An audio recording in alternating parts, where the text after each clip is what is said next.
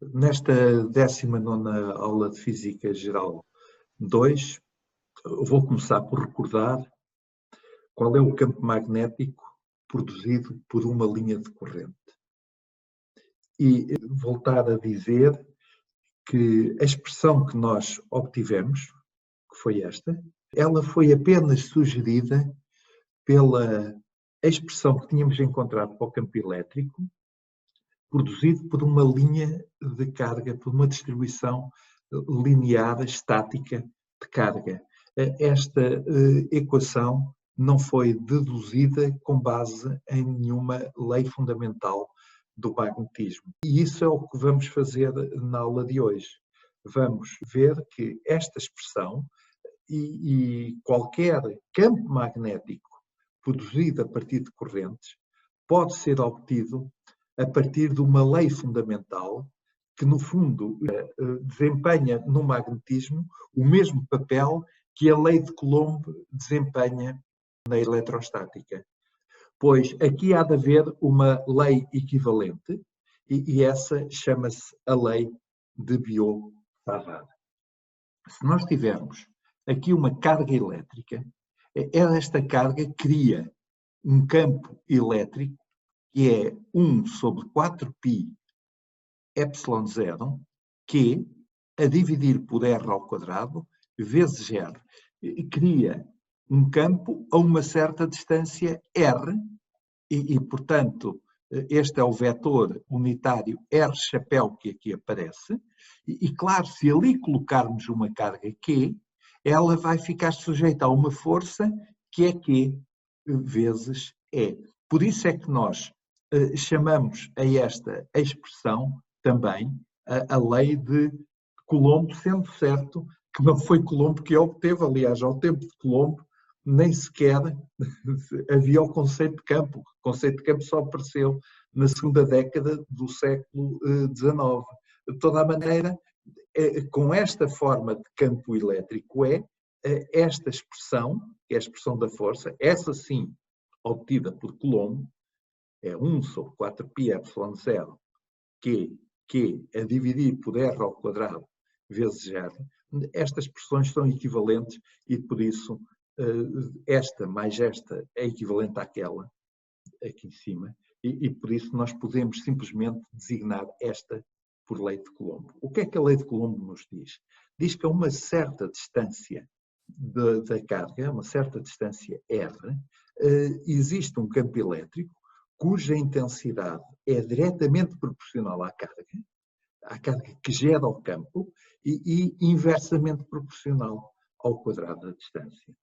Pois, com a lei de Biot-Savart, tem-se algo equivalente. Temos uma corrente elétrica e cada elemento dessa corrente, de comprimento dl, segmento este que está aqui representado por um vetor, porque importa também saber qual é a direção e o sentido deste segmento. Então, este segmento por si só produz a uma certa distância R um campo elétrico que é dB. Tal como aqui, se a carga for dQ, então o campo produzido é um campo elementar dE. E esta expressão permite-nos calcular o campo elétrico de qualquer distribuição de carga. Tenho aqui uma distribuição de carga qualquer e eu sei qual é o campo aqui. Como?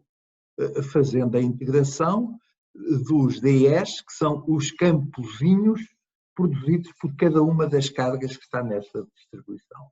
Isto normalmente, tecnicamente, é difícil de fazer, exceto quando há distribuições de carga que tenham alguma simetria. E então, nesse caso, nós, em vez de usarmos diretamente a lei de Coulomb, podemos usar o equivalente dela, que é a lei de Gauss, que se escreve desta maneira. E escalar ds é igual a Q sobre epsilon 0. Portanto, esta é uma lei equivalente àquela de Coulomb, esta de Gauss, só que esta só tem utilidade quando é possível encontrar a superfície através da qual seja simples calcular fluxos. Agora, no caso de correntes elétricas a gerar campos magnéticos, vamos também ter o equivalente a esta expressão. O campo magnético elementar gerado por um segmento elementar percorrido por uma corrente I é dado por esta expressão. E reparem, esta é uma expressão de base experimental obtida por Biot e Savart e não posso deduzi-la de lado nenhum. Apenas posso fazer experiências, ver qual é o resultado das experiências e construir a expressão que melhor se adapta aos resultados experimentais. Pois essa expressão, depois, naturalmente, de aturadas observações experimentais, a expressão a que chegaram foi esta, e a partir daqui nós podemos construir o campo magnético produzido por uma qualquer fonte que seja constituída por correntes elétricas a percorrer fios condutores. Em particular, se nós tivermos esta linha de corrente, este fio percorrido por uma corrente, então neste ponto, aqui P, há um campo magnético dado por quê? Olha, se eu considerar apenas este pequeno troço do fio, esse campo magnético é, por um lado, proporcional à fonte. Só que agora a fonte tem a ver não só com a corrente, como também com o tamanho do fio. Tal como antes, o campo elétrico era proporcional à fonte que era a carga elétrica. Uma carga, neste caso, elementar, e aqui também uma fonte elementar, descrita por IDL. E, à semelhança do que se passa com o caso elétrico, também o campo magnético é inversamente proporcional ao quadrado da distância a que a fonte está do ponto P, onde se pretende obter o campo. E daí essa expressão IDL, que tem a ver com a fonte, R ao quadrado, que tem a ver então com o quadrado da distância, e depois já um fator de proporcionalidade, que é μ sobre 4π, tal como antes era 1 sobre 4πε0. Agora, este fator é dado, no caso do magnetismo, por μ0 sobre 4π. E agora, isto é só do ponto de vista da dependência na fonte e na distância, mas ainda nos falta considerar a direção e o sentido. A direção e o sentido é este. VL e R formam um plano. O campo é perpendicular a esse plano e aponta no sentido dado por este produto vetorial.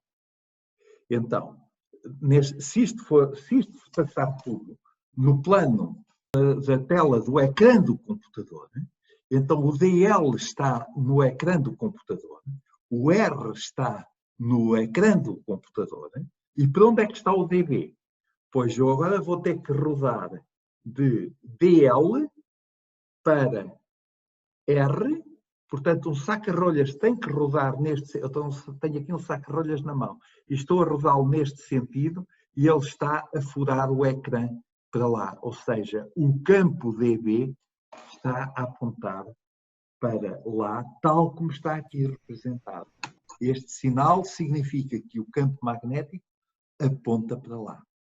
Então, se eu agora quiser conhecer o campo magnético total produzido pelo fio, bom, o campo magnético total produzido pelo fio é B igual ao somatório de todos os dBs, estendido a quê? Estendido a todo o domínio onde houver corrente elétrica. E se houver, em vez de um fio, 50 fios, usar o princípio da sobreposição? Apenas tenho de somar as contribuições, primeiro de cada elementozinho de cada fio e finalmente somar para todos os fios. Esta expressão é a expressão que nos dá o campo magnético criado por um qualquer elemento de comprimento dl de um fio condutor. Elementos a reter.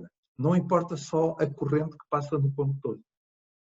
Importa a corrente e a orientação do segmento elementar por onde a corrente está a passar. Por exemplo, se este condutor agora der ali uma volta e vier para aqui, tiver esta forma, por exemplo assim, olhem, este bocado dele, neste ponto, não cria campo. E não cria campo porquê? Porque o DL e o R são então colineares. E se são colineares, significa que o θ é zero e, portanto, o seno θ, que é o produto vetorial, notem que DL vetorial R é igual em módulo a DL vezes módulo de R chapéu, que é 1, porque é um vetor unitário, vezes o seno de θ. Só há contribuição para o campo dos segmentos que não são colineares com o R. É claro que nós podemos encontrar aqui também um troço, por exemplo este, que aqui neste ponto também cria campo zero. Porquê? Porque este DL e este R são colineares. Portanto, nós temos que em cada ponto averiguar qual é o DL. Temos que fazer isto, R. E depois temos que fazer esta conta. Depois temos que somar. Finalmente temos de somar. Portanto, nada disto é tecnicamente simples, porque é um integral que pode ser difícil de fazer, tal como aqui era no caso elétrico. No caso elétrico, nós tínhamos que fazer, dado uma distribuição de cargas, por exemplo, esta que eu aqui estou a fazer, que aqui estão no volume, as cargas estão aqui no volume, se eu quiser saber qual é o campo ali, eu tenho que somar a contribuição desta carga, ver qual é esta distância, ver quando aponta este vetor R. Se eu quiser saber qual é a contribuição da carga aqui, vou ter que considerar este vetor R nesta expressão, distância ao quadrado, vetor ao quadrado e a carga ali contida. Agora vou considerar ainda outro elemento de carga. Este. Para este elemento de carga, a mesma coisa. Aqui o R a mesma.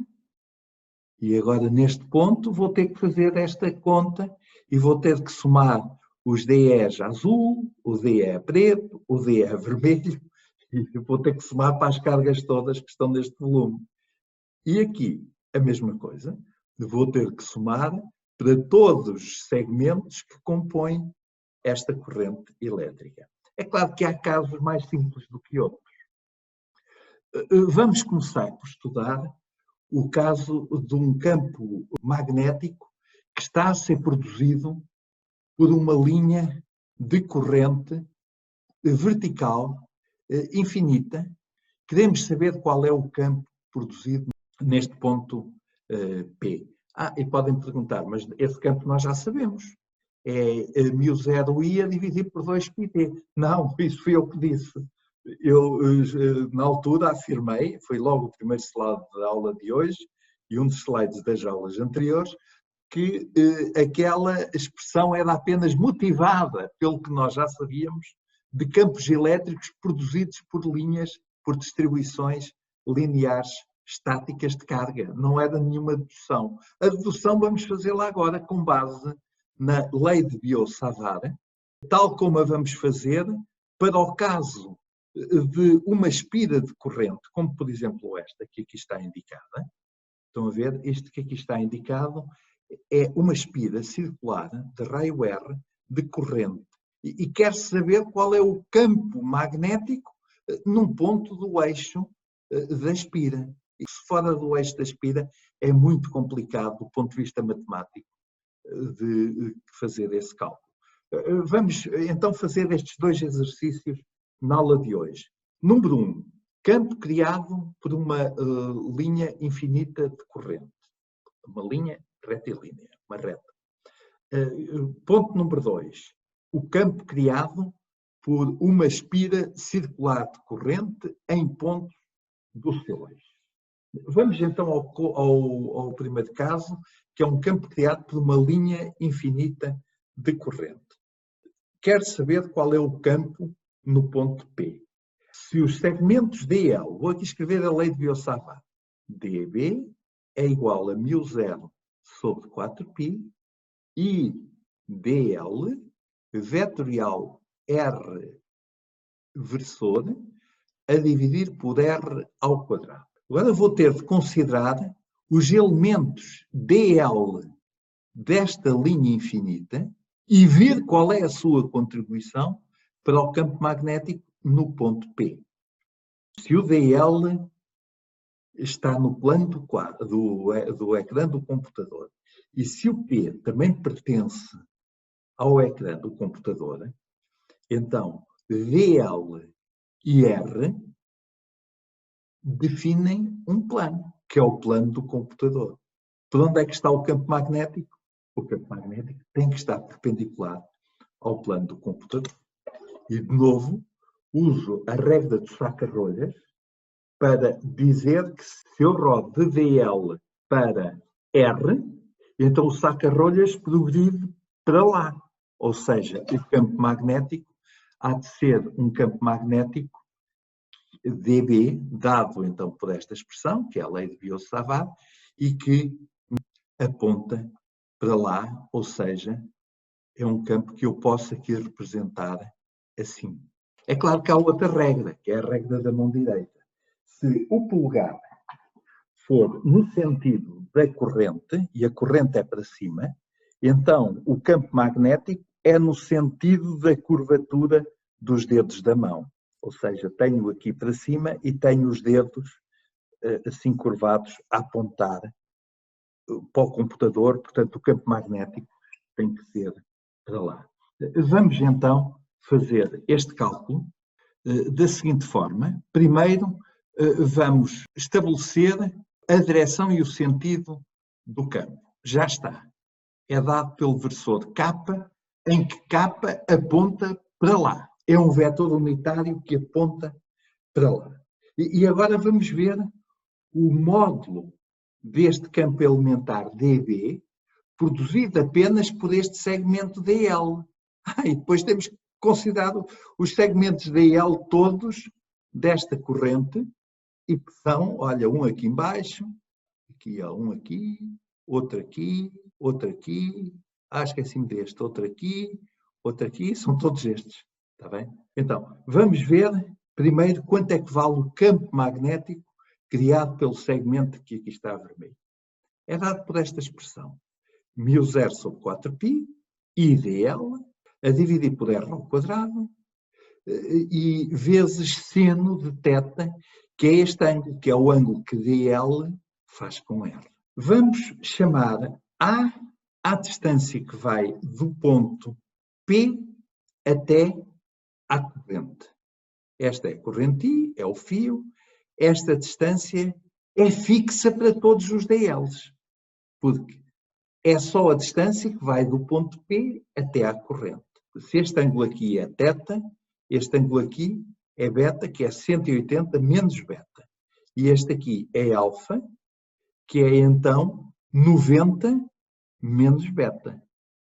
Isto significa que o seno de θ é igual ao seno de π menos beta e é igual ao seno de beta, porque estes dois senos são iguais, e o seno de beta é igual ao cosseno de alfa.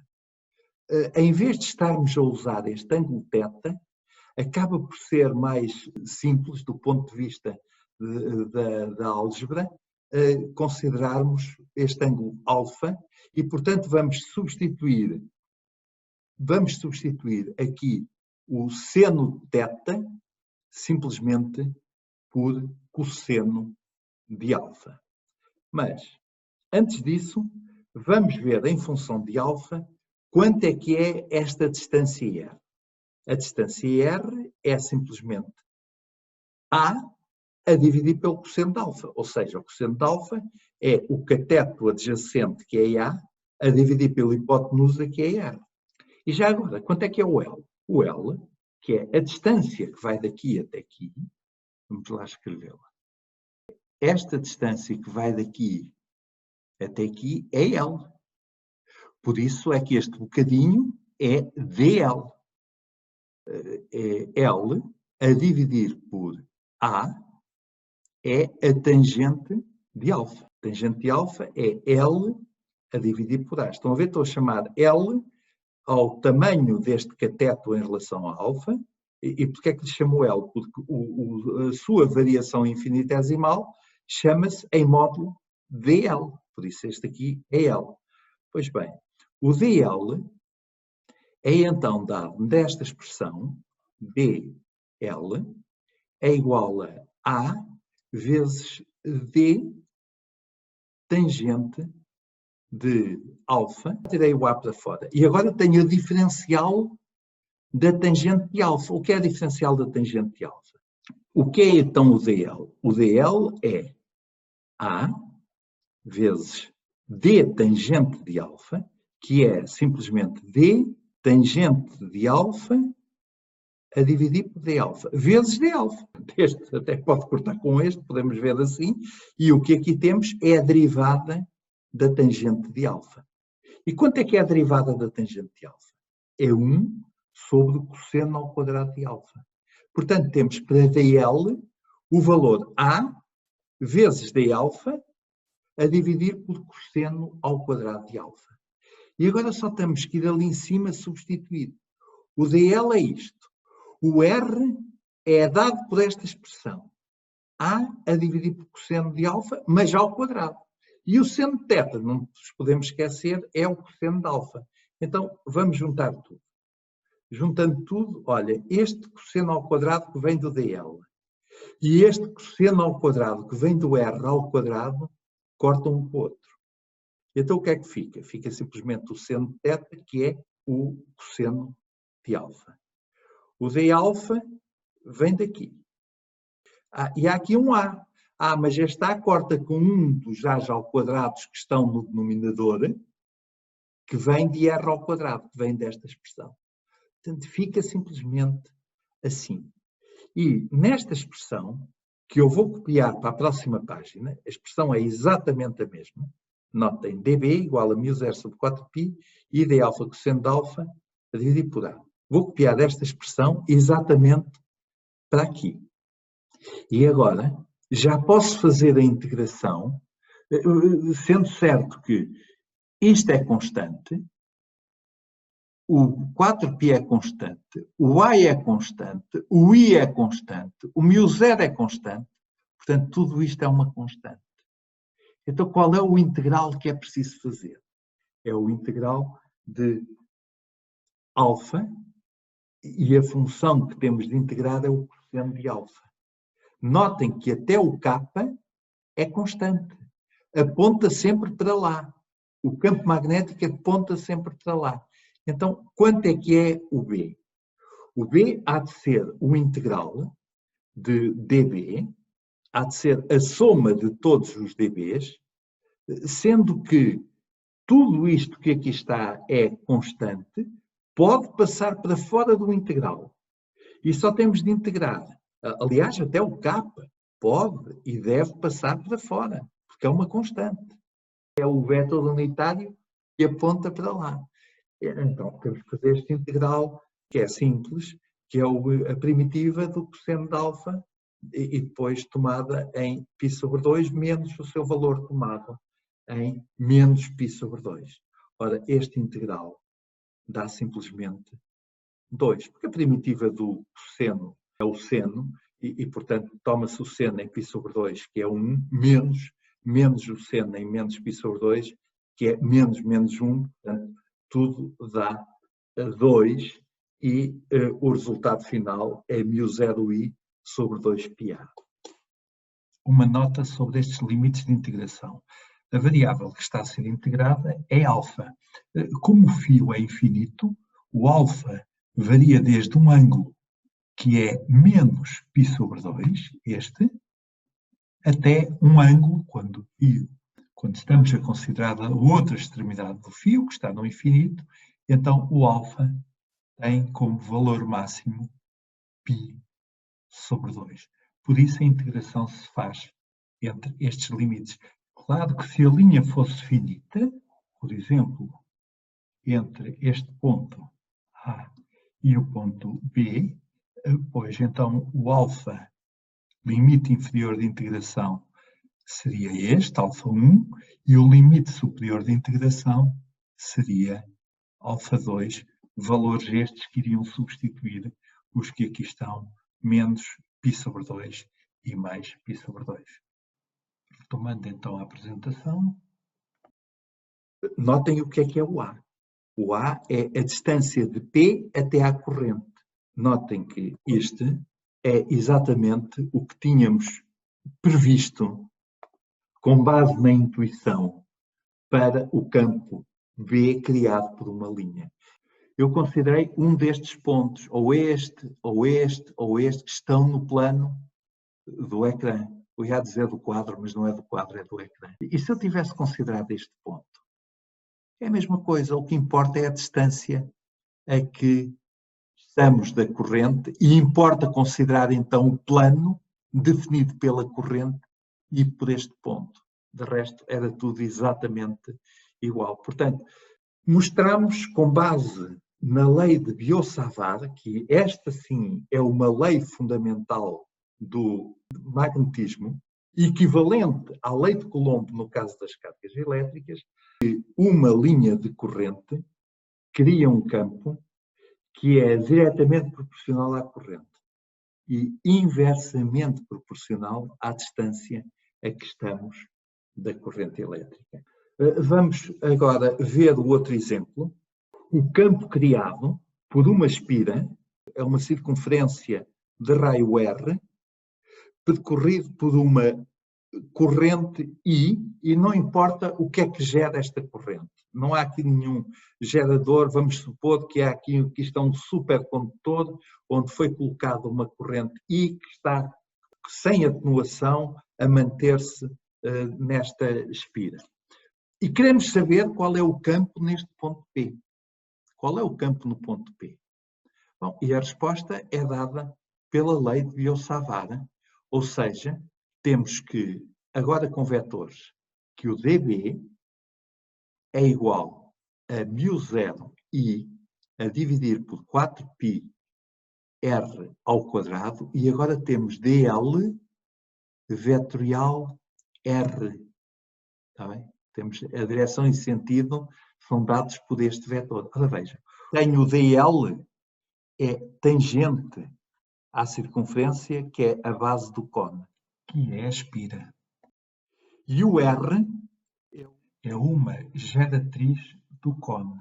É esta linha que aqui está. Então, para onde é que vai apontar o campo dB elementar produzido por uma corrente elementar dB? O campo magnético é então perpendicular a esta linha que aqui está, tangente à circunferência, e perpendicular a esta linha. Está bem?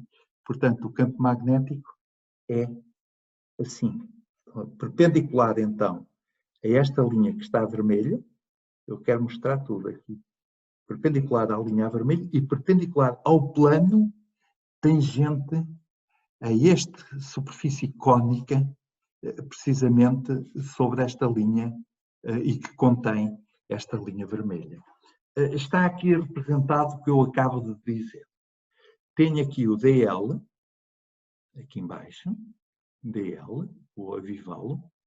Tenho aqui o R, esta distância daqui até ali é R, e agora tenho o dB a apontar num sentido que é perpendicular ao plano que contém R e que contém DL. É claro que esta é só a contribuição deste bocadinho.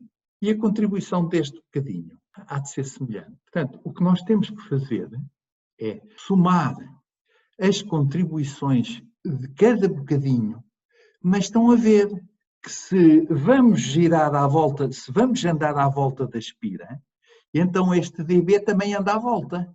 E se o dB anda à volta, isto significa que não há componente de campo magnético no plano horizontal.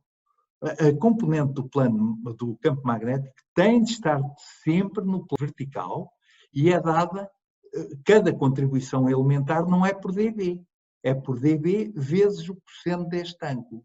Ora, o cosseno deste ângulo, alfa, é igual a este. que o R faz com a horizontal. E, portanto, temos dB cosseno de alfa, que é dado por μ0i a dividir por 4π. E agora vejam, cosseno de alfa é cateto adjacente a dividir por hipotenusa.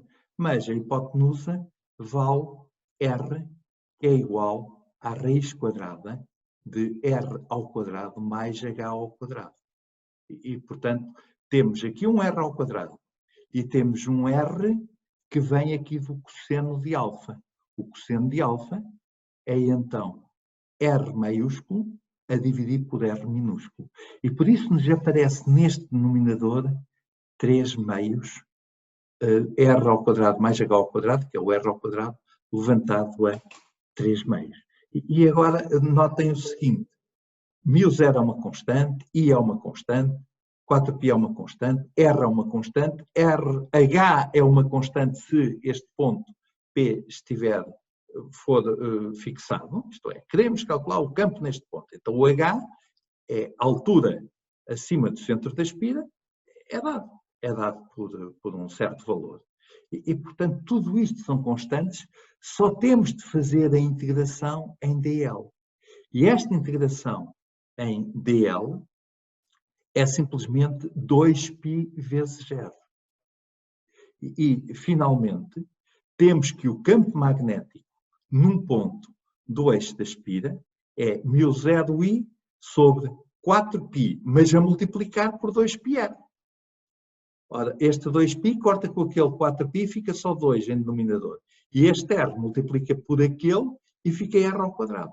Portanto, este é o campo magnético criado num ponto do centro da espira, obtido diretamente a partir da lei de Biot-Savart.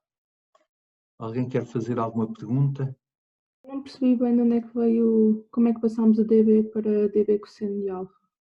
Vamos ver uma animação que pode ajudar a responder à questão da Alexandra e de outros. Nesta animação, a espira está na vertical. Mas o resto é tudo igual. Este raio é R. Olha, vamos aumentar o raio. Estão a ver aumentar o raio? Uhum. Vamos aumentar a distância ao centro. Agora, aquilo que era mais difícil de perceber é isto. A primeira coisa é ver de onde é que aponta o campo magnético. O campo magnético tem de apontar num plano perpendicular a RB, ao plano de R e DL.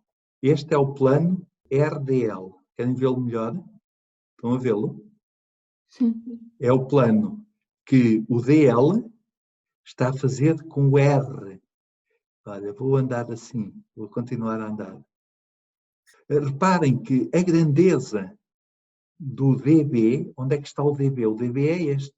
Certo. A grandeza do dB não muda. E este ângulo também não. Vamos ver agora o plano RB. O plano RB é este. É o plano formado pelo vetor R e pelo campo B, ou melhor, ainda não é B, ainda é só dB. É o campo produzido por um bocadinho. Então, eu agora vou varrer os ângulos desde 0 até 360. Se repararem, a componente horizontal, que é a vermelho, esta, do campo magnético que está a preto, vai-se anular quando eu tiver o ângulo diametralmente oposto, que é este mais 180 graus, estão a ver? E este azul, o que é o campo azul? É a projeção do campo magnético na direção vertical. Esta mantém-se.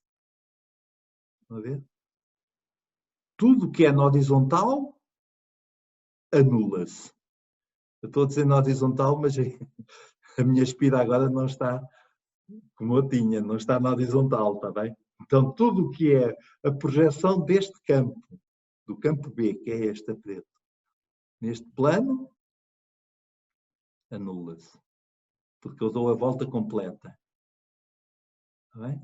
Mas, segundo esta direção Z, os campos estão sempre a somar. Olha, este bocadinho de corrente cria campo assim.